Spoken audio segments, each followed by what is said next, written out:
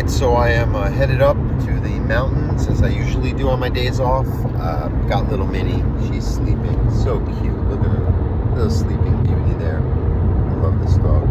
I got Sue back there. He just likes watching everything in the back hatch and just looking at the traffic and all that. Good boy. He's such a good boy. And headed up to go hiking. And I just always try to utilize the time, and I figured I would talk a little bit more about how conditioning works. This is an issue because some people sort of see it as well enough. And yes, if you just do it well enough, 80% still gets you a B. But in real life, if you need your dog to listen and there's heavy distractions and they feel that that's a stronger force than the commitment and response to commands, or just not reacting in the wrong way to begin with because you've used commands or intervention to teach them better habits, or in the case of a puppy, just how to navigate these situations from the start properly, that 20% lack will become something that will give them an option to usually not listen when the chips are down. Just what I've seen time and time again. And even just how you within your, let's say you're being 100% consistent in theory, but you're not being precise. So I'll equate this to, there's 1,000 examples I could give, but let's say you're painting, right? There's a lot of ways you can paint. I could just put paint on a big old brush or a roller and just the side of a house or a wall, just go at it, not much precision, but I'm still painting. Or I could be a detailed, like photorealistic, one of these amazing painters that can create, you can't even believe that this isn't like a photograph. And that's going to be still a paint, a brush, the same mediums, if you will, and tools, but it's much different how they're going about it. And that's how I see it. You can make a dog sit like a kind of wall, kind of broad range painter, or you can be precise and be like a fine art painter, a detail oriented painter in the same version of sit. So what does that mean? You ask your dog to sit. Do you mean that? Do you make them commit to it and reward and correct at the right times? Are they getting rewarded or able to just break command arbitrarily? Are they, getting the reward when a treat falls on the floor and they're saying, well, I could duck my head down and you're expecting me to look, versus only getting a treat when they're making eye contact, or when you're building the 3Ds, duration, distance, distractions, to build the concept and the focus and the, wait for these commands to actually apply in real life. But some people, they say, well, I want my dog to come when they're off leash. Well, you could practice and practice, but if they see that the come is, sometimes you say it and sometimes they don't come, or sometimes they come halfway, or sometimes they come and then they run away again without holding their position in front of you, which is why you add a sit, simply because they're going to, in the real life, want to run back to that squirrel or play situation or thing they're running towards that isn't safe.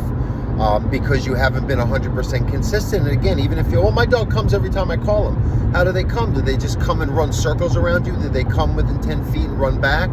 Or do they really come every time like clockwork with the same precise response? Straight, direct line, as fast as possible, as motivated as possible, holding a sit, holding eye contact, all of these factors are built in. Is that the standard? Obviously, you have to use a leash and you have to practice in controlled conditions. But then if you proof this enough and practice where the dog learns to do it, and just anywhere, and just build it out, all your 3Ds, and phase out of the leash. And if you need to use a remote collar to continue the conditioning to the, the less obvious, because some dogs are smart and you can use these tools safely if you have a good, consistent foundation conditioned into them. And we're talking about a few simple commands. It's nothing special. It's just a few words you say that can mean exactly that until something else is told, or they're released from that commitment. And again, I see a lot of people, even in front of me, I explain this even in more simple ways, right? Not so long-winded, or sometimes I am long-winded, sorry clients. And they still like your dogs, well, what does it matter? The tree fell on the floor. See, now you're making excuses. So you're never even going to expect precision if you're making excuses for lack of it. So that's, again, people get on me about it, but that's without your commands having an exact, specific, deep-rooted meaning with high levels of attention to the handler. What else you got? And you got to condition that. So again, if your dog learns to sit, well, I make my dog sit every time. Well, if you're heeling, is the dog sitting always lined up at your side with a certain amount of inches next to and behind, or are they sitting crooked? Are they sitting in front of you? Do they go on the other side sometimes when you say heel? You'll just confuse your dog even. These are all important factors that when at least even you're trying to build real world obedience, we're not talking about heel work. We're not doing like that guy who looks like Sebastian Maniscalco. He's pretty amazing. I don't know, I forgot his name, but there's a lot of impressive trainers that do this great stuff, especially heel work and hard recalls and bite work. And again, you should expect that level of precision in real world, but we're not even looking for that. We're just looking for what you mean, what you say, so your dog can trust your intervention, especially if you're using commands to offset a problem behavior.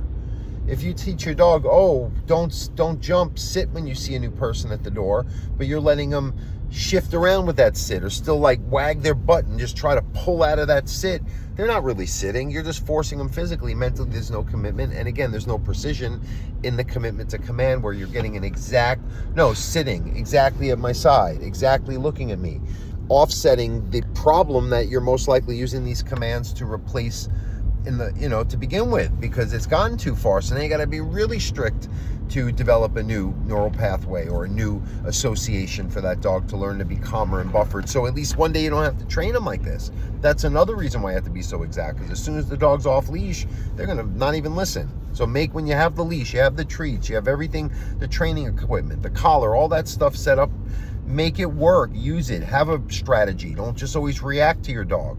Someone's coming over, let them tell you when they're 10 minutes away. So your dog's on their leash and collar, focused on you, in their place, already in a mindset where they're not just ready to react to everything, because that's where most of your in-home issues come from. And then on the walk, it carries over to that, aside from listening to commands just for obedience reasons. So precision and command. And again, what does that mean? Once you teach the basic concept, lure and reward, there's 1,000 videos. You have your dog follow a treat or a toy or your momentum, or lead them with the leash, either into a physical position or to a spot. Recall, you just start close and you keep calling them come. They can be sitting first just to get them in that attentive state. Come, and then they sit at your feet, A to B, A to B, A to B, build out more distance. Then you add where they're not sitting and waiting for it, and they're distracted and running towards, prey and play and all that. And then you're calling them back, and you're using a long leash, and you're being disciplined. I use that when I go hike with my dogs all the time. I say, hey, why are they listening? Why does they check in after a certain amount of distance? Why do I know they're going to not really take off in the first place? And if I need to, I put in the time to make a recall work, if there's an emergency, because it was time put in. Now, a lot of people don't want to do that. And I get it. Some people have tough dogs, tough lives. But it's hard for me as someone who puts all this time into his dogs, and no one's helping me with any element of my life. Never has. I was a single dad of a special needs child. I don't have family. I'm not independently rich. I have a couple friends, and they're really not of much use other than distraction and entertainment, and that's okay. But the reality is that when I hear people who are telling me why they can't do this or why they can't do that or why they have to keep rescheduling, and then they complain their dog has an issue, it's like, why do you think? What do you think your dog's sensing and picking up on? I mean, at this point, it's like I'm getting, as a trainer, it's like I'm discouraged because you're not following the plan that I clearly laid out in our first phone call before you even spent a penny on my services.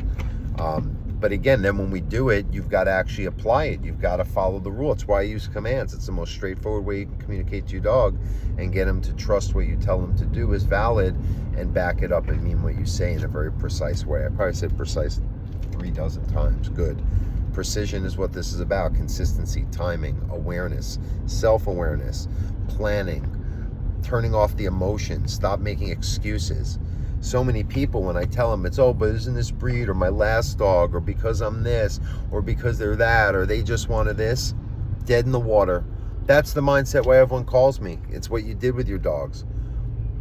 I'm going to make another video talking about how this relates to spectrum disorders too, because of how I raised my daughter, and that same mindset was so prevalent, and that's why I see so many adults, these videos with the parents, and it's a mindset. The parents have this, it is narcissism. I hate to say what it is, but it's people who can't get out of their own self or their emotional blindness to take care of the business at hand, especially when your dog, your kids, your spouse, your relative, whatever, they need you.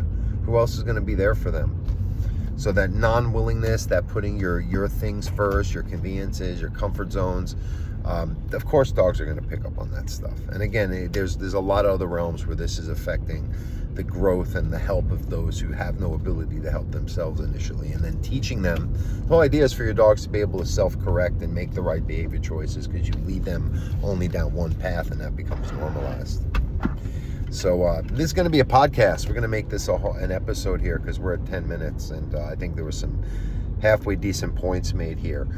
Just the last thing, thank you for all the new followers, subscribers, people who comment, share, tell a friend, let everyone know.